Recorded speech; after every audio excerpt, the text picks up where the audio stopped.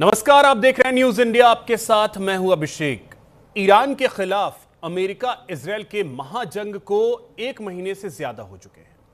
America अपने आप को भले ही अभी भी सुपर पावर समझता हो, लेकिन ईरान ने अमेरिका के गुमान को धुआं धुआं कर दिया है। ईरान में बड़े पैमाने पर तबाही हुई है, लेकिन ईरान झुका नहीं है और ट्रंप ईरान को सरेंडर कराने के लिए बार बार धमकी दे रहे हैं, अल्टीमेटम दे रहे हैं, लेकिन ईरान पर इसका कोई असर नहीं हो रहा। अब की बार ट्रंप ने 48 घंटे का समय दिया। हॉर्मुज खोलो, सीज फायर की शर्तें मानो, वरना तबाह कर देंगे। ट्रंप की इस धमकी पर ईरान के दूतावास अब मजे ले रहे हैं। कोई कह रहा है हॉर्मुज स्ट्रेट की चाबी खो गई है, तो कोई कह रहा है चाबी फूलदान के नीचे है। दोस्तों के लिए रास्ता खुला है। इससे एक बात तो साफ है कि ईरान अमेरिका के आगे झुकेगा नहीं। अब सबसे बड़े सवाल यह हैं कि 48 घंटे के बाद पिक्चर क्या हो। आज चर्चा इस पे करेंगे,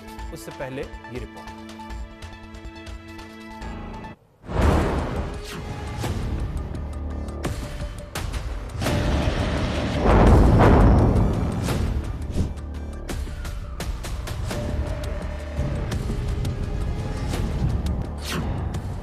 48 घंटे का अल्टीमेटम, मुश्किल है खत्म होगी जंग।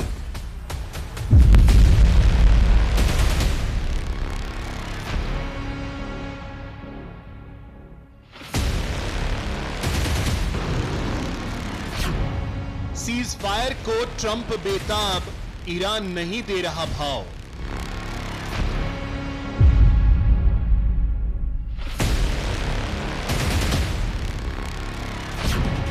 हॉर्मुज पर फंसा पेच, महाजंग का अगला phase.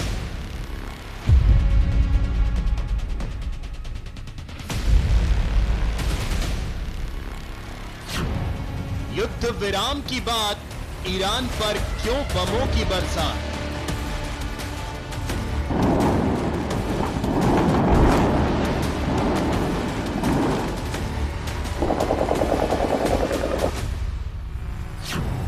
Cease fire versus fire.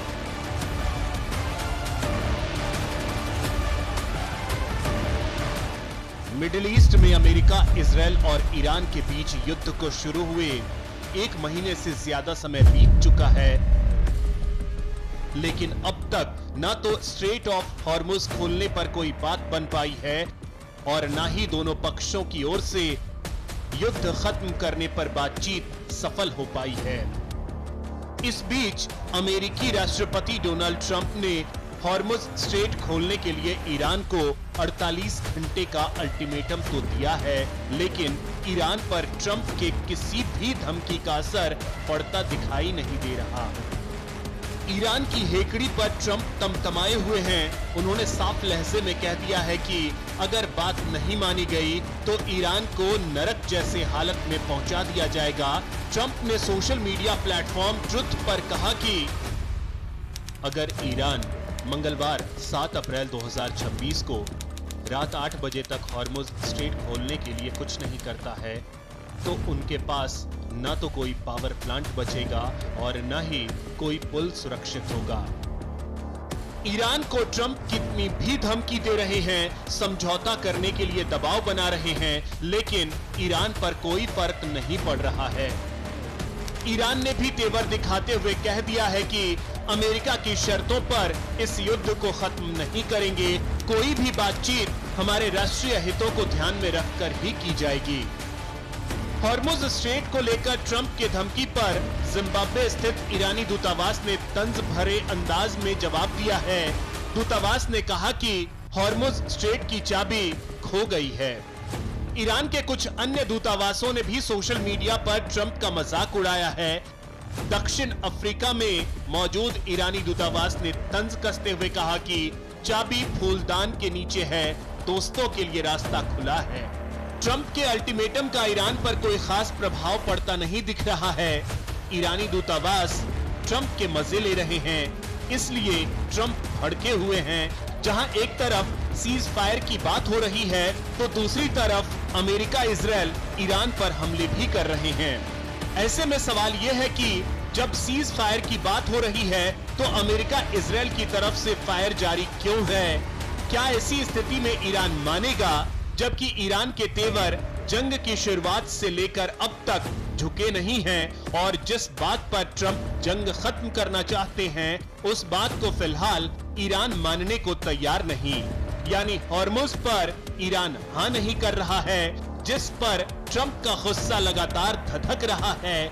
अब ऐसे में सवाल यह है कि 48 घंटे बाद भी ईरान हॉर्मुज नहीं खोलता है तो क्या ट्रंप वाकई में ईरान का नामो निशान मिटा देंगे या फिर ट्रंप की धमकी फिर से हवा हवाई साबित होगी? Bureau report, news India.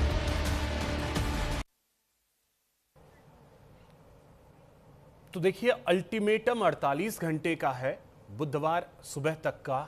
उसके बाद क्या होगा और ट्रंप की इस धमकी के मायने क्या है, चर्चा इसी पे करेंगे। हमारे साथ कई खास मेहमान हैं, परिचय करवा दूं। हमारे साथ lieutenant colonel retired Himanshi Singh हैं, डिफेंस एक्सपर्ट। बहुत स्वागत हिमांशी जी आपका। हमारे साथ ग्रुप कैप्टन रिटायर्ड डॉक्टर आनंद स्वरूप जी हैं, पूर्व अधिकारी हैं IAF के। सर बहुत स्वागत आपका। हमारे साथ दिलीप चेरियन जी हैं, विदेश मामलों के जानकार हैं। दिलीप सर बहुत स्वागत आपका। साथ ही हमारे साथ डॉक्टर भरत भराई जी हैं, USA से हमारे साथ जुड़ रहे हैं। सर बहुत स्वागत आपका न्यूज इंडिया पर। सभी का स्वागत करता हूं। और भरत सर, आप ही से चर्चा की शुरुआत करते हैं। 48 घंटे और उससे पहले आज की प्रेस कॉन्फ्रेंस, इन धमकियों के और इस चेतावनी के मायने हम क्या समझें, क्योंकि यह कोई पहली बार नहीं है, बार बार इस तरीके से डोनाल्ड ट्रंप बयान देते रहे हैं। डोनाल्ड ट्रंप अपनी तरह से मनमानी करते हैं, लेकिन ये बात सही है कि अभी तक युद्ध विराम में तो कुछ हो नहीं रहा है, तो मैं नहीं मानता कि वो युद्ध विराम जाहिर करेंगे, क्योंकि ईरान को भी उसमें सम्मिलित होना और उसकी जो कंडीशन है पाकिस्तान, टर्की और इजिप्ट ने रखी है वो भी पब्लिश नहीं हुई है। शायद वो बताएंगे कि कैसे ईरान के जो ब्रिजेस है, उसके जो पावर प्लांट है, कैसे ख़त्म करेंगे। अब हम ईरान ईरान बोलते हैं, लेकिन ये जो आयतुल्ला के लोग हैं उनको ईरान की प्रजा का समर्थन नहीं है। ये बोलते हैं, हम ईरान के बारे में बोलते हैं, लेकिन ये जो तबाही हो रही है युद्ध में, उसमें सफरिंग तो ईरान की प्रजा का हो रहा है। बिल्कुल। उनको 120% इन्फ्लेशन था। 2 महीने पहले ईरान के काफ़ी लोग हज़ारों की संख्या में रास्ते में आए थे, तो उनको ये आयतुल्ला के IRGC और बसीज मिलिशिया ने मौत के घाट उतार दिए। तो ये जो लोग हैं उनको तो कुछ गुमाना नहीं है। जो नुकसान होगा ईरान की आम प्रजा का होगा, और अमेरिका में भी कोई नुकसान नहीं हो रहा है। सिर्फ ऑयल की प्राइस बढ़ी है तो पेट्रोल की प्राइस बढ़ी है, लेकिन दूसरा तो कुछ नुकसान अभी तक अमेरिका में नहीं हुआ है। लेकिन भरत सर, तो देखते हैं ट्रंप साहब क्या बोलते हैं। नुकसान जिस तरीके से चीजें अभी चली हैं, लगभग 38 दिन वॉर हो चुके हैं, आज 38वां दिन है। इस 38 दिन में अगर हम देखें, 38 डेज में अमेरिका की जो छवि है और डोनाल्ड ट्रंप की जो छवि है, जो उनका इमेज रहा है, उसको तो बहुत बड़ा धक्का लगा है। देखो, ट्रंप की छवि और अमेरिका की छवि दो अलग बात है। अमेरिका सबसे बड़ा फर्स्ट इकोनॉमी और biggest economy in the world.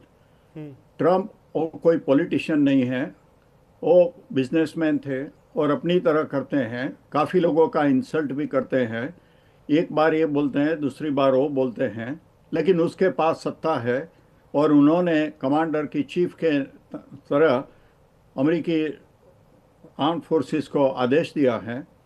तो वो क्या करेंगे तो मैं नहीं बता सके। ट्रंप ने तो अपनी छवि को दुनिया के सारे लोगों ने अपना अपना उनका एस्टिमेट कर दिया है। अमेरिका के लोगों में भी उनकी छवि ऐसी है नहीं है, लेकिन अमेरिका की जो स्ट्रेंथ है वो बात अलग है। ठीक है सर।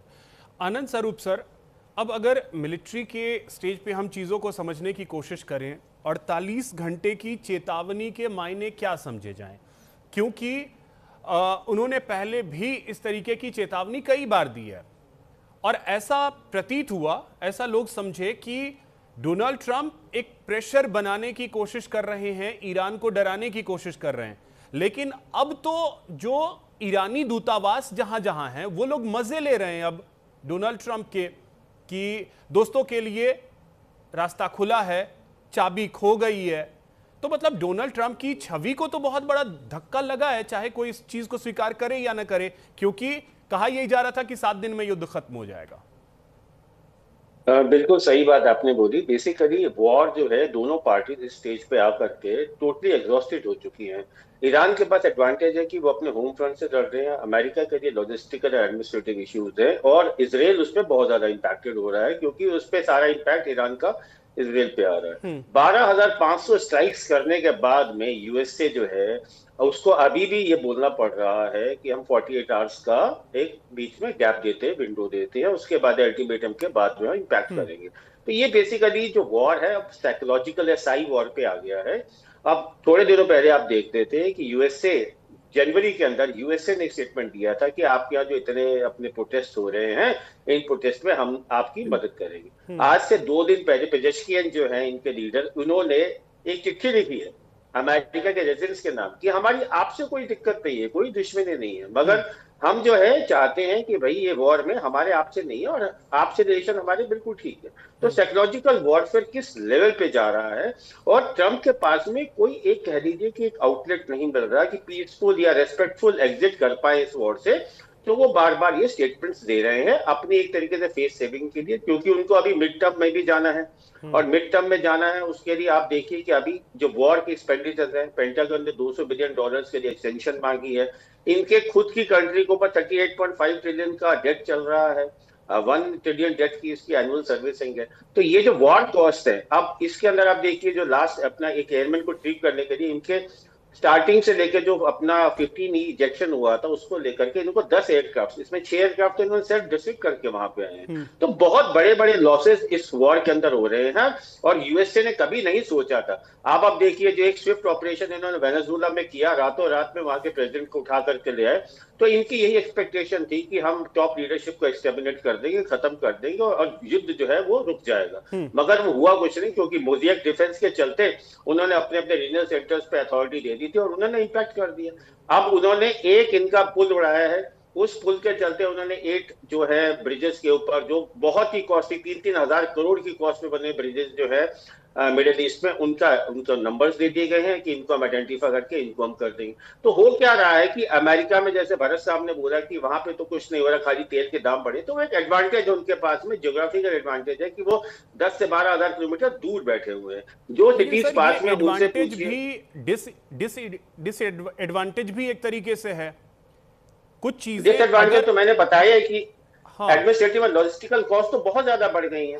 और इनके जो एयर बेसिस थे उनको इंपैक्ट कर दिया। यूएई से पूछिए, जो उसकी एक financial capital of the world बोलते थे, और यूके से लोग माइग्रेट करके इनहेरिटेंस लॉ के चलते वहां पे, आज देखिए वो किस स्थिति पे खड़े हुए हैं, कितने लॉसेज हो रहे हैं। 1000 बिलियनर फैमिलीज तो वहां से छोड़ के चली गई हैं कि अब युद्ध के अंदर इतने लॉसेज हो गए हैं। तो इसको बिल्डअप करना बहुत मुश्किल है। कुछ सबने अचीव कर लिया। इजराइल ने हिजबुल्लाह के ऊपर उसको वीकन कर दिया, आईआरजीसी को वीकन कर दिया। तो आने वाले कुछ सालों के लिए 5 से 7 साल तक आईआरजीसी और हिजबुल्लाह, हौतीस, हमास ये इतना अपना पैर नहीं पसार पाएंगे कि इजराइल को डायरेक्टली चैलेंज कर पाए, क्योंकि वो इजराइल वहीं पे फंसा हुआ है चारों तरफ से कंट्रीज के बीच में, मिडिल ईस्ट में इनसे। तो अपोजिशन को थोड़ा कम कर दिया गया है, मगर दोनों ही पार्टी हताश हो चुकी हैं। अमेरिका की जो इंटरनेशनल इमेज थी as a supporter, as a guide और as a protector, that is badly damage, और उसका कोई रिकवरी अब होती दिख नहीं रही है। मिड टर्म में हो सकता है इनको इसका बहुत सामना करना पड़े। और जैसे अमेरिका में सारे लोग कहते हैं taco, Trump always chickens out, तो somewhere it is pointing to that. ठीक है हिमांशी मैम, हम अगर डोनाल्ड ट्रंप की हिस्ट्री भी पढ़ते हैं तो यह दिखाता है कि उनके अंदर कितना गुस्सा है, और बड़ी बात यह है कि वो कभी भी अपनी गलती को स्वीकार नहीं करते हैं। अपनी गलती उन्होंने आज तक स्वीकार नहीं की है। आज की परिस्थिति में क्या पिछले 38 दिन में जो कुछ भी हुआ है उसने उनके गुस्से को और भड़काया है, या फिर ये सिर्फ और सिर्फ मतलब हवाई बातें हैं जो बार बार डोनाल्ड ट्रंप कह रहे हैं कि हम इतने दिन में ये कर देंगे, उतने दिन में वो कर देंगे, अमेरिका की फौज जो है वो सबसे शक्तिशाली है। अगर सबसे शक्तिशाली थी तो ईरान को झुकाने में 38 दिन, अभी तक झुका तो नहीं है, 38 दिन क्या लंबा और चल सकता है, झुका तो नहीं। जी नमस्कार, जय हिंद। देखिए, आपको ये समझना चाहिए कि कूटनीति, राजनीति और युद्ध तीनों बहुत अलग अलग चीजें हैं। और जहां तक बहुत अच्छे असला होने की बात है तो वो अमेरिका के पास no doubt it is the mightiest army in the world, it is the mightiest economy in the world, इसमें कोई शक नहीं है। लेकिन युद्ध जज्बों से लड़ा जाता है। ईरान के लिए अस्तित्व की लड़ाई है, अमेरिका के लिए अस्तित्व की लड़ाई नहीं है। दूसरी बात ये है, देखिए, अब जो आप मिडिल ईस्ट में युद्ध लड़ रहे हैं तो उसमें सबसे ज्यादा किस पे असर पड़ रहा है? ऑयल और टूरिज्म। ये जो जितनी कंट्रीज थी वो इनका पूरा इकोनॉमी बेस था, या तो टूरिस्ट आते थे या ये तेल बेचते थे और व्यापार करते थे। अब लगातार डैमेज इनका हो रहा है। अगर आपने ये भी कहा है कि कल हम जो मंगलवार तक हमने जो इसकी मियाद बढ़ा दी है, उसके बाद हम हमले करेंगे। जरा सा आपको रोक रहा हूं, मैं आपके पास आ रहा हूं, एक बड़ी खबर आ रही है, वो अपने दर्शकों को बता दें, उसके बाद फिर हम आगे चर्चा को जारी रखेंगे। महाजंग के बीच ईरान ने ट्रंप को चिढ़ाया है। ईरान ने अपने मिसाइल पर लिखा है #stupid Trump। तो देखिए, जिस चीज की हम लगातार बात कर रहे हैं कि डोनाल्ड ट्रंप को अब इस तरीके से ईरान प्रेजेंट कर रहा है कि वो सिर्फ और सिर्फ एक मजाक के पात्र हैं। एक मिसाइल का परीक्षण किया गया है, उस पर लिखा हुआ है #stupid Trump।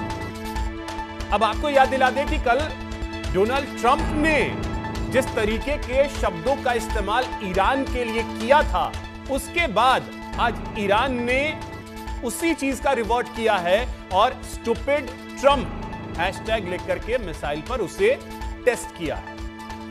चर्चा को आगे बढ़ाते हैं हिमांशी मैम, अब कमेंट आपका चाहेंगे और इस पे भी एक कमेंट चाहेंगे आपका। जिस तरह के हालात हैं तो हमें पता है कि ट्रंप जो है अनप्रिडिक्टेबल तो हैं और उनको गुस्सा बहुत आता है, लेकिन कहीं ना कहीं वो एक अमेरिकन पॉलिसीज को फॉलो कर रहे हैं, जो पॉलिसीज बहुत क्लियर हैं ईरान को लेके। लेकिन उनको इस बात का भी गुस्सा है कि पहले रिजीम्स ने ईरान को बहुत खुला छोड़ दिया था, इसीलिए वो बराक ओबामा से भी नाराज थे कि जो JCPOA था उसमें, इसीलिए वो बाहर निकले थे। तो देखिए, जहां तक युद्ध की स्थिति की जो मैं बात कर रही थी, तो इकोनॉमी जिस तरह से डैमेज हो रही है मिडिल ईस्ट कंट्रीज की, नाउ दे आल्सो वांट, इसीलिए देखिए 3 कंट्रीज ने, पाकिस्तान, इजिप्ट और टर्की ने नेगोशिएट करने के लिए प्रपोज किया है, क्योंकि सब समझ रहे हैं कि भले ही ट्रंप को गुस्सा कितना भी आता हो, लेकिन युद्ध गुस्से से नहीं जीते जाते हैं, युद्ध स्ट्रैटेजी से जीते जाते हैं। तो क्या इनके पास ऐसी कोई स्ट्रैटेजी है? आप आज कुछ कहते हैं, कल कुछ कहते हैं, उससे युद्ध नहीं जीते जाते हैं। आप गुस्सा अगर ईरान जैसी कंट्री को दिखाएंगे, जिसके लिए औरंगजेब ने भी लिखा था इतने समय पहले कि आप इनको अगर समझे ईरानी लोगों को तो बहुत शालीन है, लेकिन अगर आप इनकी ईगो पे वार करेंगे तो ये बहुत ज्यादा थ्रेटन और हर्ट फील करते हैं। और जब इंसान हर्ट होता है और जिस तरह की अभद्र भाषा का प्रयोग डोनाल्ड ट्रंप कर रहे हैं, उसको देखते हुए ईरान कभी भी इस बात के लिए नहीं मानेगा। देखिए, कुछ और इसमें पहलू भी हैं। पहली बात है, ईरान के पास एक तुर्क का इक्का है जो है हॉर्मुज। हालांकि Iran is bleeding, no doubt, जैसे मुझसे पहले भी जो पैनलिस्ट थे उन्होंने भी कहा है कि इकोनॉमी की हालत बहुत खराब है। लेकिन अब आपको पता होगा कि 5 जहाज चीन ने भेजे हैं, जिसमें से कि 2-3 बंदर अब्बास पहुंचे हैं और 2-3 पहुंचे हैं चाबाद, जो कि युद्ध संबंधी सामान ही लेके आए हैं। तो ईरान ने अपनी स्ट्रैटेजी को बहुत अच्छे से प्लान किया है। अब अगर ट्रंप बदतमीजी करेंगे तो ईरान की तरफ से भी इस तरह की बदतमीजी की जाएगी। देखिए, आप ऐसा नहीं कह सकते कि मैं आपको चांटा मार दूंगा लेकिन आप चांटा नहीं मारेंगे। तो इसीलिए जो मीम्स हम देख रहे हैं, पूरा इंटरनेट भरा पड़ा है मीम्स से, कि कोई कह रहा है हमने गुलदान के नीचे रख दी है चाबी, कोई कहता है कि हमने ताला लगा के चाबी हमसे गुम गई है, अब आप मिसाइल के लिए कह रहे हैं। तो ट्रंप की जग हसाई तो हो रही है, इसमें कोई डाउट नहीं है, और एक उतने बड़े संवैधानिक पद पे बैठे हुए व्यक्ति को ये शोभा नहीं देता है। लेकिन ट्रंप का जो नेचर हम पूरा विश्व जो समझता है वो यही है कि ट्रंप हर चीज को पर्सनली लेते हैं। युद्ध पर्सनली नहीं लड़े जाते हैं, युद्ध के लिए एक बड़ी रूपरेखा होती है, वॉर गेमिंग होती है। 400 बिलियन का तो इनका नुकसान 12 जहाज गिरा के ईरान ने अभी कर दिया है। बिल्कुल। So please understand the amount of economics which is involved. जी बिल्कुल, आपने जो छोटा सा जिक्र किया कि औरंगजेब ने बहुत पहले बहुत सारी चीज़ें इसको लेकर के कही थी, तो औरंगजेब के जीवन की गलती यही कहा जाता है कि वो दक्कन चला गया था। क्या यही गलती डोनाल्ड ट्रंप कर गए कि दक्कन साबित होगा ईरान डोनाल्ड ट्रंप के लिए? मुझसे है सवाल? जी जी जी। बिल्कुल, देखिए आप एक चीज को बहुत अच्छे से समझ लें कि आप अगर किसी के इकोनॉमिक्स को खत्म करते हैं, जो कि मिडिल ईस्ट कंट्रीज को आपने खत्म कर दिया, दूसरा आप धमकियां दे रहे हैं एनर्जी इंफ्रास्ट्रक्चर को खत्म करने की, अगर आप ईरान के एनर्जी और ऑयल इंफ्रास्ट्रक्चर पे हमला करते हैं तो क्या आपको वो छोड़ देगा? उसने ऑलरेडी लिस्ट दे रखी है, उसने बता रखा है अमेरिका जिस दमखम की बात करता था एआई और टेक्नोलॉजी को लेके, उसके सारे हम टारगेट करेंगे। सो युद्ध बढ़ेगा और इसी बढ़ते हुए युद्ध को रोकने के लिए मिडिल ईस्ट कंट्रीज की तरफ से और पाकिस्तान की तरफ से, इजिप्ट की तरफ से, तुर्की की तरफ से ये पहल की जा रही है। पर सबसे बड़ी बात यह है, क्या ईरान पे भरोसा करता है? ईरान को पता है पाकिस्तान कहीं ना कहीं अमेरिका के साथ है, दूसरी बात तुर्की नाटो का हिस्सा है, इजिप्ट और इनके साथ में देखिए उसके एक हॉट ब्लो कोल्ड वाली जो है वो एक रिलेशनशिप होती है जिसमें वो भरोसा नहीं करेगा, लेकिन स्ट्रेटेजिकली वो इनके साथ अलाइन जरूर करेगा for coming to some solution, because back channel diplomacy किसी भी युद्ध में बंद नहीं होती है। जी, over to you Dilip sir.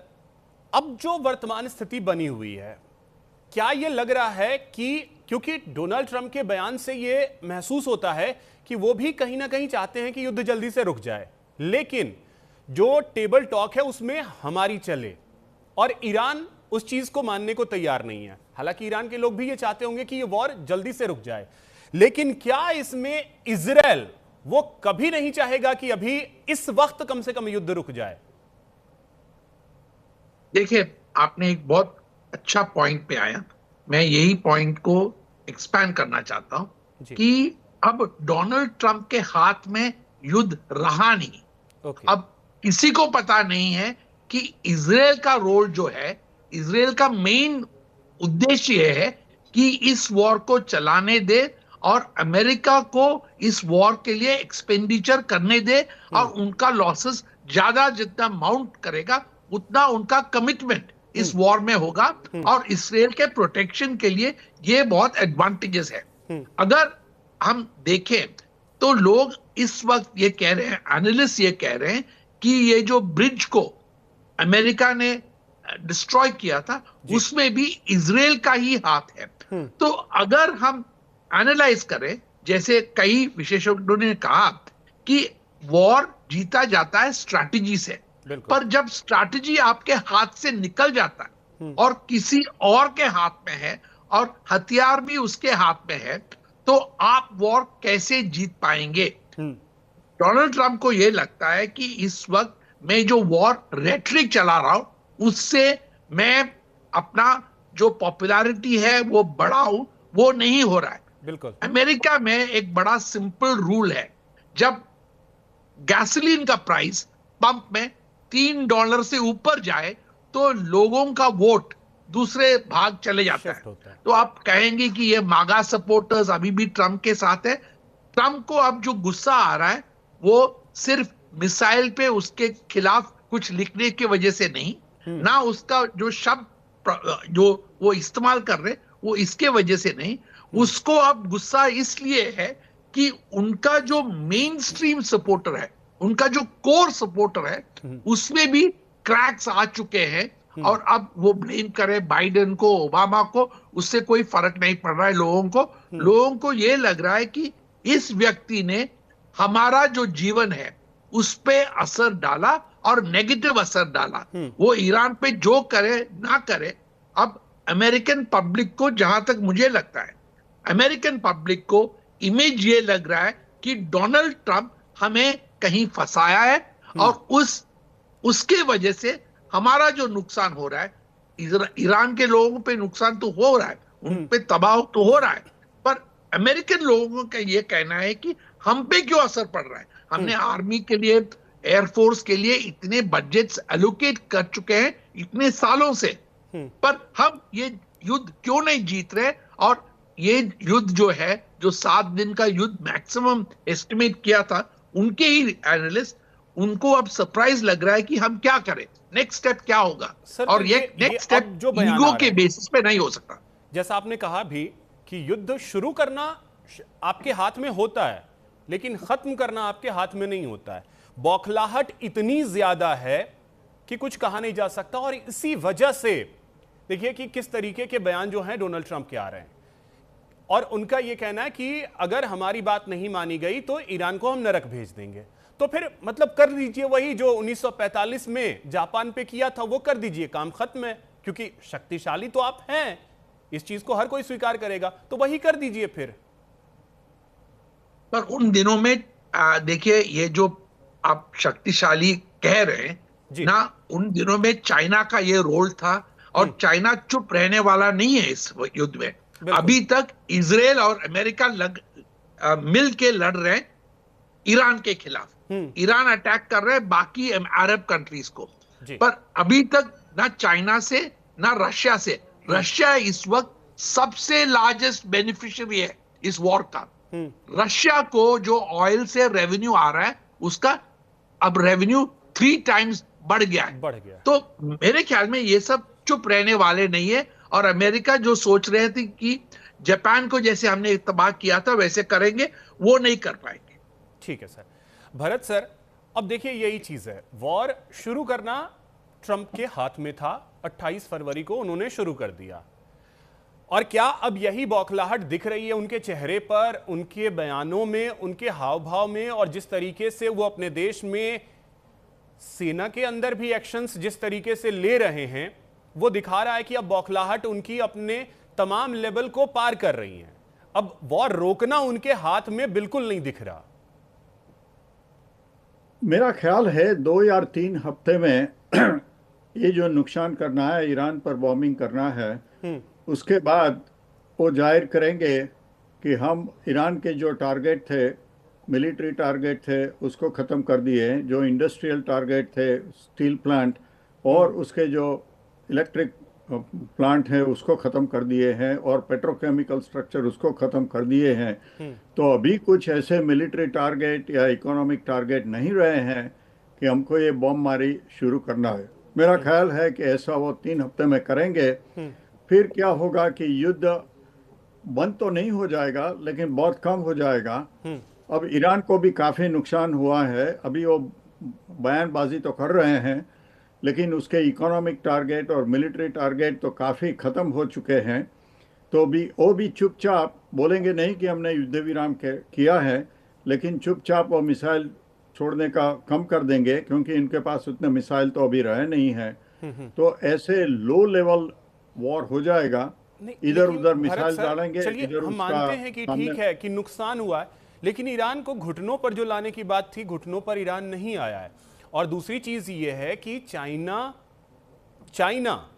Backdoor से मदद तो करता ही रहेगा, ईरान की हर हाल में करेगा। हाँ, बिल्कुल है कि चाइना और रशिया बोलेंगे उसको शस्त्र सप्लाई करेंगे। चाइना को ऑयल चाहिए, अभी चाइना का ऑयल तो रशिया से आता है और ईरान से आता है। अगर ये पेट्रोकेमिकल की तबाही हुई तो फिर चाइना को भी ऑयल मिलने का कम हो जाएगा या शायद बंद हो जाएगा, तो चाइना भी उसमें डिप्लोमेटिकली प्रेशर करेंगे। मेरा ख्याल है कि वो लो लेवल इंटेंसिटी अप्रैल के अंत तक हो जाएगी। ठीक है आनंद सर, अब देखिए मैं यही चीज आपसे समझना चाहूंगा कि इजराइल का क्या टेक होगा, क्योंकि अभी एक खबर ये आई कि ईरान की सबसे बड़ी जो गैस फील्ड है उस पर हमला किया गया है, और डोनाल्ड ट्रंप ने इजराइल से कहा था कि उस पर अटैक नहीं करना है। यानी कि यहां तो अब ये साफ दिख रहा है कि इजराइल अपनी मंशा पूरा करने की कोशिश कर रहा है, और शायद इस बात को डोनाल्ड ट्रंप समझें ना समझें ये वक्त बताएगा। देखिए इजराइल जो है वो इम्पैक्टेड हो रहा है सबसे ज्यादा इस वॉर के अंदर, बिकॉज वो क्लोज प्रॉक्सिमिटी में है और अपने ईरान की रेंज के अंदर है। आप ये देखिए कि उनके 3000 से ज्यादा जो अपने नागरिक हैं वो डिस्प्लेस हो गए हैं, वो सिटीज को छोड़ करके जा रहे हैं। क्लस्टर बॉम्बिंग इतनी ज्यादा हो रही है, इतने डैमेजेस हो गए, जो विजुअल्स आ रहे हैं वो बहुत ही चौंकाने वाले हैं। तो इजराइल के ऊपर जो इसका इम्पैक्ट हो रहा है, तो इजराइल ने अभी आप थोड़े दिन पहले न्यूज आया था कि ग्राउंड ऑपरेशन के लिए इजराइल ने मना कर दी, क्योंकि इजराइल के अपने कई फ्रंट के ऊपर उसके वॉर चले हुए हैं। हाँ, थोड़ा प्राइमरी ऑब्जेक्टिव हम कह सकते हैं कि इजराइल ने हाउथी, हमास और हिजबुल्लाह तीनों को इतना वीकन कर दिया है, इवन लेबनान में भी जाकर के इम्पैक्ट कर रहे हैं, डायरेक्ट असॉल्ट हो रहा है उसके अंदर, इतना वीकन कर दिया कि उनके ऊपर होने वाले जो इनसे जो अपना कह दीजिए जो थोड़ा खतरा था, उन्होंने उसको कम से कम आने वाले 4 से 5 साल के लिए उसने उनको जो है न्यूट्रलाइज काफी हद तक कर दिया है। रही बात है इनकी सपोर्ट में अपने ट्रम्प हैं जो आए हैं इनके as a bigger elder brother करके इसको सपोर्ट कर रहे हैं। आप उनकी स्टेटमेंट जब हम देखते हैं पब्लिकली, आप अभी रिसेंट में 2 दिन पहले उन्होंने chief of army staff general George को हटा दिया, 3 मिलिट्री कमांडर जो सीनियर लेवल पे तो उनको हटा दिया। उसके साथ में आप देखिए अब वो कुछ भी बोल पाते हैं, जैसे अपना एमिगन मैक्रोन है फ्रेंच के प्रेसिडेंट, उनकी भाई ब्रिजेट मैक्रोन को लेकर तो उन्होंने लूज कमेंट्स करे, तो पब्लिकली ही has got this thing as a, उनकी रेपुटेशन ऐसी बन चुकी है, ऐसी इमेज बन चुकी है। तो इजराइल को भी पता है कि इजराइल को सपोर्ट तो मिल रहा है, जब तक यूएसए साथ में खड़ा है तो इजराइल का एक बहुत ही कह दीजिए कि एक अपर हैंड रहता है, तो तब तक इजराइल को यूएसए के साथ में खड़ा रहना ही पड़ेगा, क्योंकि वॉर प्राइमरली जो हुआ है ये इजराइल को एक्सटर्मिनेट ना कर दें कहीं अपना न्यूक्लियर वेपन्स के थ्रू, और इन्होंने काफी हद तक उनके नेताज है और लोग कई ही इन्होंने जो अपनी उनकी न्यूक्लियर साइट उनको डैमेज कर दिया। तो इजराइल के लिए अगर हम यूएसए और ईरान को अलग कर देते हैं, ये वॉर अगर मैं कहूं तो इजराइल के लिए काफी फायदेमंद सिद्ध हुआ है, बहुत लॉसेस कम हुए हैं और उनके जो लॉन्ग टर्म ऑब्जेक्टिव इस वॉर के थ्रू काफी कुछ वो अचीव कर पाए हैं। और ईरान को उन्होंने उनके ईरान को वीक कर दिया है, उस इंफ्रास्ट्रक्चर को खड़ा करने के 12,500 एयर स्ट्राइक्स के बाद में उस इंफ्रास्ट्रक्चर को दोबारा खड़ा करने में ईरान को कम से कम 10 से 15 साल लग जाएंगे। जो उसके प्रॉक्सी जो X3 थे जो काम करते थे वो इतने वीकन हो चुके हैं कि डायरेक्टली अब वो लाइन ऑफ फायर में नहीं आएंगे, ना आना चाहेंगे। तो ये इजराइल के लिए कुछ फायदेमंद हुआ है ये वॉर, और इजराइल के लिए एक अच्छी एक थी कि इसके अंदर अमेरिका का सपोर्ट मिलकर के लॉसेस अमेरिका का हुआ है, लॉस ऑफ बेस अपना डोनाल्ड ट्रम्प का हो रहा है, बट इजराइल के लॉन्ग टर्म ऑब्जेक्टिव इसके अंदर फुलफिल हो रहे हैं। ठीक है सर, चर्चा को आगे जारी रखेंगे। इसी बीच एक बड़ी खबर आ रही है, ईरान के बुशहर में बड़ा हमला हुआ है। इजराइल ने बुशहर में सबसे बड़े नेवल बेस पर हमला किया है। ईरान के सबसे बड़े नेवल बेस पर भारी तबाही मचाई गई है इजराइल की तरफ से। तो यह बड़ी जानकारी आपको दे रहे हैं। बुशहर में एक बड़ा हमला किया गया है इजराइल की तरफ से। बुशहर में नेवी बेस को उड़ाया है इजराइल ने। यह बड़ी जानकारी, ईरान के बुशहर में यह बड़ा हमला किया गया है। हिमांशी मैम आपके पास आते हैं और देखिए जिसकी मैं चर्चा कर रहा था, सबसे बड़े गैस फील्ड पे ईरान में, और अब ये नेवल बेस को भी इस तरीके से टारगेट किया गया है इजराइल की तरफ से। तो इस युद्ध में पिछले 38 दिन में लॉन्ग टर्म अगर फायदे को हम समझने की कोशिश करें तो इजराइल के मकसद क्या पूरे हो रहे हैं? ग्रेटर इजराइल की जो बात की जाती है उस तरफ इजराइल बढ़ रहा है धीरे धीरे ही से। देखिए, इजराइल बहुत क्लियर है कि उसने किसी भी तरह से ईरान को खत्म करना है, क्योंकि उसका एंड ऑब्जेक्टिव वही है। क्योंकि सबसे बड़ा रोड़ा अगर उसके ग्रेटर इजराइल में अगर कोई है तो वो ईरान है। देखिए, सऊदी और बाकी कंट्रीज के यूएई के साथ में तो इनके रिलेशनशिप बहुत अच्छी है। यूएई वाले लोग तो इनके साथ में व्यापार भी कर रहे हैं। अगर कोई व्यापार नहीं कर रहा है, डेथ टू इजराइल के अगर नारे कोई लगाता है तो वो ईरान है। तो कहीं ना कहीं इजराइल भी बहुत क्लियर है कि कल को जो कॉन्फिडेंस बिल्डिंग मेजर्स की बात चल रही है आपस में यूएस और ईरान के बीच में, अगर ऐसा कुछ होता है तो उससे पहले वो इतनी डैमेज ईरान को कर पाए, जैसे मुझसे पहले आनंद स्वरूप सर भी बोल रहे थे कि ईरान घुटनों पे आ जाए। हालांकि देखिए, ईरान ब्लीड तो कर रहा है, लगातार ब्लीड कर रहा है, और ब्लीड इजराइल भी कर रहा है। जैसे लोग विस्थापित हुए हैं, विस्थापितों का जो संकट है वो बहुत बड़ी एक मानव त्रासदी होती है, और ईरान में लगभग 34 लाख से ज्यादा लोग विस्थापित हुए हैं। और इजराइल तो खैर देखिए अपनी तरफ से ये इंफॉर्मेशन नहीं दे रहा है। हालांकि ईरान के भीतर से CNN लगातार रिपोर्ट कर रहा है, क्योंकि CNN को वहां पर रिपोर्टिंग की आजादी है, बाकी इतना नहीं है। और इजराइल ने किसी को इस तरह की आजादी नहीं दी है, वहां से बहुत फिल्टर्ड इंफॉर्मेशन आ रही है। तो ये कहना मुश्किल होगा कि कितने लोग विस्थापित हुए, लेकिन ईरान को नेस्तनाबूद करने में अगर कोई सबसे ज्यादा उचक के जाएगा तो वो इजराइल है, क्योंकि वो बहुत क्लियर है कि अगर डोनाल्ड ट्रंप मान जाते हैं, और देखिए डोनाल्ड ट्रंप कई बार गुस्सा हुए थे जब साउथ पार्स पे जो हमला किया था, जो उसकी सबसे बड़ी ऑयल फील्ड है, तो उन्होंने कहा था कि हम मना कर रहे हैं और आप हमला कर रहे हैं, क्योंकि वो बहुत क्लियर है कि इस समय उसके हाथ में ये आजादी है कि वो लगातार हमले कर सके under the guys of this war. और देखिए सबसे बड़ी बात यह है कि डिमोना में जो इनका न्यूक्लियर प्लांट है, ये माना जाता है, इन्होंने देखिए एनपीटी पे हस्ताक्षर नहीं किए हैं, लेकिन ये माना जाता है कि 200 के करीब न्यूक्लियर बॉम्ब इनके पास डिमोना में है। तो इसलिए अब जब ये बुशहर तक पहुंचे हैं, जहां से कि रशिया ने अपने लोगों को ऑलरेडी इवैक्यूएट कर लिया था, क्योंकि वहां पे न्यूक्लियर प्लांट भी है, apart from the naval basis वहां पे रशिया की मदद से चलाया जा रहा है एक न्यूक्लियर प्लांट भी है, और ये बहुत क्लियर था कि ये लगातार वहां हमले करेंगे। तो अब इनकी तरफ से डिमोना में वापसी के हमले होंगे, तो युद्ध तो जी फैलेगा। और ये इजराइल की कोशिश ये रहेगी कि अगर वहां से किसी भी तरह से थोड़ा बहुत भी न्यूक्लियर रेडिएशन का लीक हो जाता है, तो ये वॉर इमीडिएटली स्टॉप करना पड़ेगा। अगर हम ये कहें कि नहीं ये तो वॉर क्राइम है या ऐसा नहीं कर सकते, देखिए इस युद्ध में पहले दिन से कोई रेड लाइन फॉलो नहीं की गई है, कोई भी जिनेवा कन्वेंशन का एक भी अक्षर फॉलो नहीं किया, लाइन तो बहुत दूर की बात है, अक्षर फॉलो नहीं हुआ है। जिस तरीके से लगातार हमले हो रहे हैं, तो इजराइल डेफिनेटली चाहेगा, जैसे कि उन्होंने जनरल मजीद जो IRGC के इंटेलिजेंस के सुप्रीम कमांडर थे, हेड थे, मेजर जनरल साहब, उनको खत्म कर दिया। तो ये ईरान की कोशिश इजराइल की कोशिश ये है कि ना सिर्फ टॉप लीडरशिप को खत्म किया जाए, पहले तो बहुत कर चुके हैं, लेकिन इंफ्रास्ट्रक्चर इतना ज्यादा डैमेज कर दिया जाए, स्पेशली जो न्यूक्लियर पावर प्लांट्स के आसपास का जो इंफ्रास्ट्रक्चर है, कि ईरान खुद अपनी तरफ से आए कि हमें सीज फायर चाहिए, क्योंकि न्यूक्लियर चीज एक ऐसी होती है जिसकी वजह से ना सिर्फ ईरान में तबाही मचेगी बल्कि पूरा मिडिल ईस्ट खत्म होगा। तो ईरान को दबाने के लिए इस समय लगातार जो नतांज, इस्फहान, फोर्दो, बुशहर, ये सब जगह हमले हो रहे हैं, प्लस केशम आइलैंड पे जैसे अभी नेवल है वहां पे हमले, एम्फीबियस एक ऑपरेशन करने की कोशिश इजराइल और अमेरिका के द्वारा की जा रही है। उनके ऑलरेडी वहां पर लोग जो हैं, टीम्स जो हैं ऑलरेडी आने लग गई हैं। हॉर्मुज में ये अभी इस समय नहीं इतना ज्यादा करेंगे, लेकिन केशम पे जरूर कोशिश करेंगे कि वहां पर बूट्स ऑन ग्राउंड की भी कोशिश की जाए। और जो कल परसों भी जो इनका ऑपरेशन हुआ था, जो बहुत इंटरनल जाके इन्होंने किया था, जिसकी वजह से इनको अपने पायलट्स इवैक्यूएट करने पड़े थे, वो बूट्स ऑन ग्राउंड की ही कोशिश हो रही है, तो वो ली जा रही है कि कहाँ कहाँ किया जा सकता है।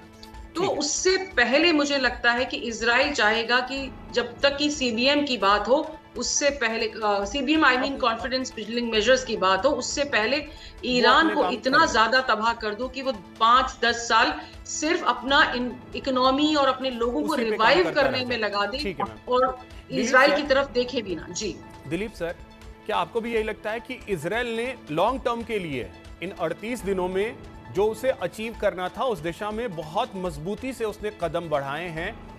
3 देश इसमें शामिल हैं, अमेरिका, इजराइल और ईरान। अमेरिका को नुकसान हो रहा है, ईरान को सामने से नुकसान होता हुआ दिख रहा है, लेकिन इजराइल जो उसकी मंशा है ग्रेटर इजराइल की, उस दिशा में उसने मजबूती से कदम बढ़ाया हुआ है। देखिए इस वक्त हमें कोई आइडिया नहीं है, जैसे हिमांशी जी ने कहा कि इजराइल में डैमेज क्या हो रहा है।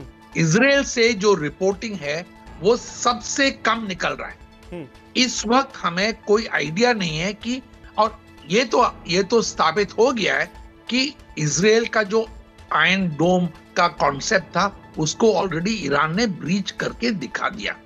पर आगे जाके इजराइल में जो, देखिए इजराइल जैसे देश इकोनॉमिकली बहुत पावरफुल है और मिलिटरीली बहुत पावरफुल है, पर जैसे भरत साहब ने कहा था कि ईरान के अंदर जो लोग गवर्नमेंट के खिलाफ डेमोन्स्ट्रेशन कर रहे हैं, उसी तरह इजराइल में भी यही हो रहा है।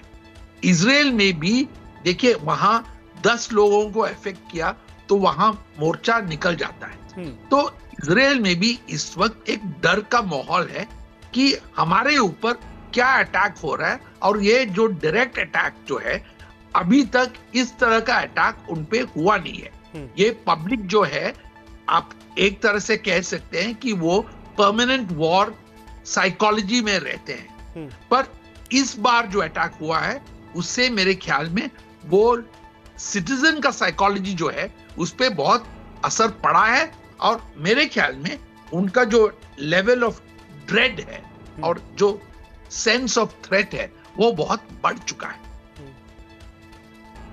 बिल्कुल, लेकिन इन सब के बीच भले ही वहां से खबरें निकल के आए या ना आए, लेकिन ईरान की तरफ से जब भी अटैक हुए हैं किसी भी शहर में, तो ईरान की तरफ से दावे लिमिटेड ही हुए हैं। आयरन डोम को कितनी क्षति पहुंची, क्या हुआ, लेकिन ईरान की अमूमन होता क्या है, युद्ध में दावे एक दूसरे की तरफ से बहुत ज्यादा किए जाते हैं, लेकिन ईरान की तरफ से ऐसे कोई मजबूत दावे भी नहीं हुए। इसका कारण यह है कि इजराइल को थ्रेटन करने के लिए ईरान उनके अलाइज जो अरब नेशंस हैं उनको ज्यादा थ्रेट कर रहे हैं, उनको ज्यादा थ्रेटन कर रहे हैं, क्योंकि ईरान का वॉर थीसिस ये है कि इजराइल को वीक करने के लिए अमेरिका को यहां से निकालो, और अमेरिकन बेसिस और अमेरिकन जो अलाइज है उस एरिया में उनको थ्रेटन करके अमेरिका का जो कवच है इजराइल के ऊपर उसको हटाने का तरीका, उनका स्ट्रैटेजी इसी तरह है, इसी डायरेक्शन में है। इसीलिए मैंने पूछा कि क्या इजराइल को डायरेक्ट कितना नुकसान हो रहा है। मेरे ख्याल में इजराइल को जो डायरेक्ट अटैक्स हो रहे हैं, ईरान भी अंडर प्ले कर रहे हैं, और इजराइल तो एकदम रिपोर्टिंग अलाउ ही नहीं कर रहे हैं। जैसे बाकी कई अरब देशों से भी रिपोर्ट बहुत कम निकल रहे हैं, उसी तरह इजराइल ने एकदम चोक पॉइंट कर दिया, और इजराइल के जो इमेज है उनके छवि के लिए उन पे जो अटैक हो रहा है उसको मिनिमाइज करना उनका नेशनल पॉलिसी है। ठीक है भरत सर, अब देखिए जिस तरीके के मीम्स जो हैं सोशल मीडिया पे वायरल हो रहे हैं, बहुत सारे मीम्स आपने भी देखे होंगे, लेकिन इसमें एक बात ये भी कही जा रही कि इस समय जो वो कहते हैं ना क्लच मोमेंट होता है, और नेतन्याहू ने एक तरीके से डोनाल्ड ट्रंप को अपनी ग्रिप में किया हुआ है। हाँ, जिस तरीके से हमले करते हैं इजराइल की तरफ से, जो हमले किए जाते हैं ईरान में, कुछ जगह हैं जहां को लेकर के ट्रंप ने मना किया है, हमले कर देता है इजराइल, लेकिन फिर भी ट्रंप को जाके मना लेता है। यानी नेतन्याहू ने पूरी तरीके से ट्रंप को ग्रिप में किया हुआ है, यह भी नैरेटिव एक चल रहा है, और इसी वजह से ये वॉर जो है 2-3 सप्ताह की बात तो आपने कही, लेकिन 2-3 सप्ताह नहीं, ये अभी लंबा चलने वाला है। देखो अभिषेक जी, मैं एक चीज बताऊं कि हमारे जो माननीय पैनल मेंबर से बताते हैं कि इजराइल में सेंसरशिप है, लेकिन मैं तो टीवी पर देख रहा हूं कि एनडीटीवी के रिपोर्टर सब इजराइल में है और सब जगह से भारत में टीवी में सब दिखा रहे हैं। तो इजराइल एक लोकतंत्र देश है, उसमें से कोई भी रिपोर्टर जहां जाता है वहां से वो कर सकते हैं। तो आप देखिए एनडीटीवी पर हमेशा मैं देख रहा हूं कि वो बता रहे हैं। अब दूसरा, ट्रंप साहब ऐसे हैं कि किसी के नहीं सुनते हैं, वो नेतन्याहू के नहीं सुनते हैं, अपनी वाइफ का भी नहीं सुनते हैं, अपने कमांडरों के भी नहीं सुनते हैं। उनको जो अपने मर्जी में आता है वो करते हैं। हाँ, उनके सब लोग उनको बताते हैं, लेकिन उनका जो इनर सर्कल है, विटकॉफ डिप्लोमेसी के लिए, स्टीवन मिलर डोमेस्टिक और जॉब्स के लिए और व्यापार के लिए, तो ये ट्रंप साहब किसी के पकड़ में नहीं आएंगे। अगर उनको मालूम पड़ा कि ये मुझे करना है तो नेतन्याहू की बता देंगे कि तुम ऐसा कर दो। तो नेतन्याहू की ताकत नहीं है कि जो अमेरिका के प्रमुख बोलेंगे उसके खिलाफ जाएंगे। लेकिन इजराइल, आप उनके लिए देखो 57 इस्लामिक कंट्री है, एक बड़ा छोटा देश इजराइल है, 10 मिलियन पॉपुलेशन और 8,545 स्क्वायर माइल का देश है। वो दूसरे मुस्लिम लोगों के साथ रह सकता है। ये ईरान ने पंगा लिया है, ईरान तो बोल रहा है हम उनको ख़त्म कर दे, एक बम डाल के देश को ख़त्म कर देंगे। तो इजराइल में हर नागरिक को अपनी स्कूल ख़त्म होती है, मेल को 3 साल मिलिट्री कंपलसरी सर्विस करनी पड़ती है, और दूसरे महिला को 2 साल की कंपलसरी सर्विस करनी पड़ती है। तो इजराइल क्यों लड़ सकता है? क्योंकि उसका सब नागरिक 2 साल या 3 साल मिलिट्री में सर्व किया है। उसकी पॉपुलेशन 10 मिलियन है, उसमें से 5 मिलियन लोग रिजर्व में आकर अपने देश के लिए लड़ सकते हैं। और यहूदी लोगों के सामने यूरोप में जो हुआ है, काफ़ी मुस्लिम देशों में हुआ है, तो वो लोग भी डेस्परेट हैं। कि अगर हम इजराइल के लिए नहीं लड़ेंगे तो हम कहाँ जाएंगे, हम कौन से देश पर जाएंगे, हमारे लिए कोई दूसरा देश दुनिया में नहीं है। और अगर आयतोला ने ये भगवान के नाम पर बम डाला था इजराइल पर, तो सारा मिडिल ईस्ट खत्म हो जाता, क्योंकि इजराइल के पास भी न्यूक्लियर बम है। तो ये अच्छा है ईरान के लिए कि दूसरे लोगों के साथ शांति से रहे लड़ने के बजाय, और death to America, death to Israel बंद कर दे। अपने लोगों के लिए क्या करना चाहिए वो कर दे ईरान। ठीक है आनंद सर, अब देखिए जिस तरीके से भरत सर कह रहे थे उसमें वही है, इजराइल ये कहता है कि हमारे लिए सर्वाइवल की लड़ाई है, अगर हम नहीं लड़ेंगे तो हम खत्म हो जाएंगे। आज की परिस्थिति में वही ईरान कह रहा है कि अगर ये हमारी सर्वाइवल की लड़ाई है, अगर हम नहीं लड़ेंगे तो हम खत्म हो जाएंगे। यानी अब जब दो देशों के सर्वाइवल की लड़ाई सामने आ रही है तो फिर तो ये युद्ध जो है, जिसको आज कल परसों या 2 सप्ताह या 3 सप्ताह में रुकने की बात है, ये तो रुकता नजर ही नहीं आएगा फिर। देखिए, सबसे रेलेवेंट क्वेश्चन आपने पूछा, इसका तो आंसर यही है कि ईरान ने कुछ सालों के अंदर जो अपने प्रॉक्सीज खड़े करे, हमास, हिजबुल्लाह और हौती, इसमें देखिए 7 अक्टूबर 2023 को हमास ने इनके 1200 लोगों को मार दिया, 251 लोगों को किडनैप कर दिया। ऐसा देश जो एक एक व्यक्ति की जान की कीमत की पूरी वैल्यू रखता है, अभी इन्होंने जाके लेबनान में 40 साल पुराने अपने जो इनका एयरमैन था वहां से जाके उसको उसके कह लीजिए उसकी डेड बॉडी को रिट्रीव करके भेज दिया। इस सेंटीमेंट में जीने वाले जो देश है, और अमेरिका ने अपने 10 एयरक्राफ्ट जो है, अभी हिमांशी जी ने बताया कि इसको डिस्ट्रॉय डैमेज करने के बाद भी अपने एक एयरमैन को लेकर के आए। ऐसे सेंटीमेंट वाले जहां इमोशनल सेंटीमेंट इन्वॉल्व हो, ईरान ने शायद अपने आप को ज्यादा आंक लिया था, क्योंकि अपने मिडिल ईस्ट में रहते हुए जो प्रॉक्सीज के साथ में उसने पावर जनरेट कर दी थी, उसने उसको ओवर एस्टिमेट करके जो अक्टूबर 7, 2023 को जो छेड़खानी करी और इनके 1200 लोग मारे, 251 को उन्होंने किडनैप कर दिया, वहां से गाजा का नेस्ता नाबूद हुआ। धीरे धीरे अभी आप कह लीजिए कि हिजबुल्लाह के ऊपर उन्होंने वीकन कर दिया है। IRGC जो इसके सारे के पीछे थी उसको उन्होंने काफी हद तक कमजोर कर दिया है। एक तरीके से पूरे विश्व के लिए इस युद्ध से हो सकता है केस की कीमतें बढ़ी हो, मगर आगे आने वाले 8 से 10 साल के लिए कह लीजिए कि यहाँ से मिडिल ईस्ट से जो खतरा था पूरे विश्व शांति को, वो अमेरिका के इजराइल के साथ खड़े होने से कम वो कुछ कंट्रोल में आ गया है, और ये प्रॉक्सीज को वीकन करने से पूरे विश्व शांति को थोड़ा कंट्रीब्यूशन तो हुआ है। बिल्कुल। हिमांशी मैम, आपसे भी इसी चीज को थोड़ा सा समझना चाहेंगे कि जब बात सर्वाइवल की आती है तो फिर यही है, लड़ो या मरो, वो वाली स्थिति दोनों ही देश कहते हैं, इजराइल भी कहता है और ईरान भी वही कह रहा है। तो ऐसे में जो ये 48 घंटे का अल्टीमेटम भी है, क्या कोई मैटर करेगा ईरान के लिए? ईरान के लिए बिल्कुल मैटर करेगा। ये देखिए, ऐसा नहीं है कि ईरान शांति नहीं चाह रहा है। मैं जितना समझती हूँ ईरान को, देखिए ईरान की जो मजलिस है, जो उनकी संसद है, वहां पर जितने भी लोग हैं वो बहुत पढ़े लिखे हैं। आई थिंक 70% से ज्यादा लोग तो PhD हैं, और उनको साइंस की बहुत अच्छी समझ है। ज्यादातर लोग इंजीनियर्स भी हैं या फिर डॉक्टरेट किए हुए हैं लिटरेचर में, तो ऐसे अनपढ़ गंवार लोग नहीं है। वहां की औरतें तक मिसाइलें बनाती हैं। तो ऐसा नहीं है कि ईरान बिल्कुल ही बेहुदा किस्म का देश है, जैसा कि बहुत से लोग प्रोजेक्ट करने की कोशिश करते हैं। मैं इजराइल भी घूमी हूं, मैंने इजराइल का चप्पा चप्पा खुद देखा है। इजराइल में देखिए, जितने बुजुर्ग लोग होते हैं उनको रखा जाता है डेस्क जॉब पे, और जितने भी ऐसे काम हैं जिसपे कि एक्टिव लोगों की जरूरत होती है, वहां पर जवान बूढ़े बच्चे जवान आदमी और औरतें दिखाई देते हैं। वहां आपको कोई चलता हुआ नहीं मिलेगा, सब दौड़ते हुए मिलते हैं। और जो जज्बा वहां के लोगों में है, जैसा कि बाकी मेरे को पैनलिस्ट कह रहे थे, उनको बहुत क्लियर है कि अगर वो नहीं लड़ेंगे तो वो खत्म हो जाएंगे।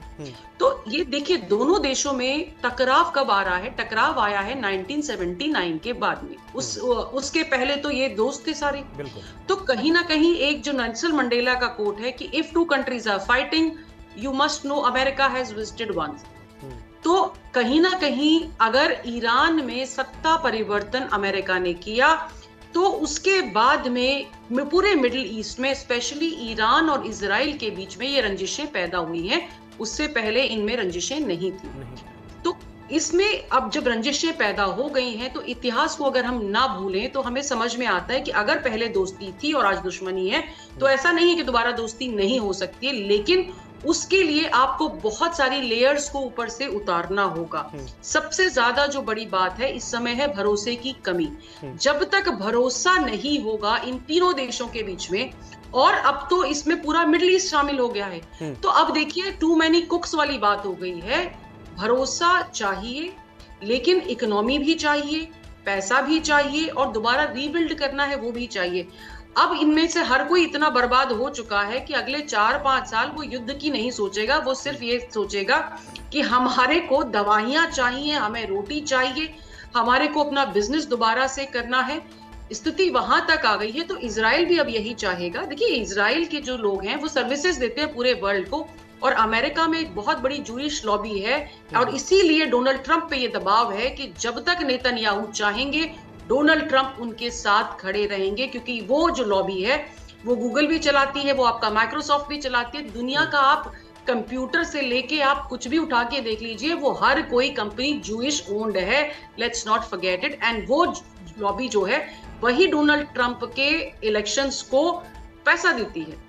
सो डायनेमिक्स सिर्फ ऑयल की और एनर्जी की नहीं है, डायनेमिक्स उससे कहीं बहुत ज्यादा है। और जहां तक ईरान की बात है, ईरान को एक चीज समझ में आ गई कि रोज ये जो हमें धमकी देते हैं कि आज मारा कल मारा, आज तुम आ गए हो मारने तो तुम मार लो, हम तुम्हें देख लेंगे। सो टकराव वहां पर है। देखिए, ईरान नहीं झुकेगा, क्योंकि वो मेंटालिटी ऐसी है। आप मनोविज्ञान से लड़ रहे हैं, आप मनोदशा से लड़ रहे हैं, आप हथियारों से नहीं लड़ रहे हैं। और जहां तक इजराइल की बात है, वो मेरे सारे को पैनलिस्ट ने बहुत अच्छे से एक्सप्लेन किया है, उनके लिए भी सर्वाइवल है। तो जब जहां दो लोग ऐसे ही हैं, देखिए वो शेर वाली बात हो गई है कि एक शेर को तो अगर जगह छोड़ के जाना पड़ेगा, इसमें से दोनों में से कोई शेर पीछे हटने को तैयार नहीं है, क्योंकि अगर उसने छोड़ दिया तो उसकी टेरिटरी हमेशा हमेशा के लिए चली जाएगी। Will Iran be able to face the people of their own country? जो ये लोग बैठे हुए हैं इस खित्ते में, क्या ये उनको मुंह दिखा पाएंगे कि इतने दिन से आपने लड़ लिया, आज आप अमेरिका की बातों पे आ गए, कल तक तो आप कह रहे थे death to America, death to Israel. See, it is not about weapons, it is about facing your people. भी होगा कि बुधवार को क्या होता है, क्योंकि बुधवार तक का अल्टीमेटम है ईरान के पास, अमेरिका का, ट्रंप साहब का। इंतजार इस चीज का भी रहेगा। बहुत शुक्रिया आप सभी का हमारे साथ जुड़ने के लिए। समय मेरे पास इतना ही है। बहुत शुक्रिया आप सभी का हमारे साथ जुड़ने के लिए, चर्चा में शामिल होने के लिए। फिलहाल इतना ही।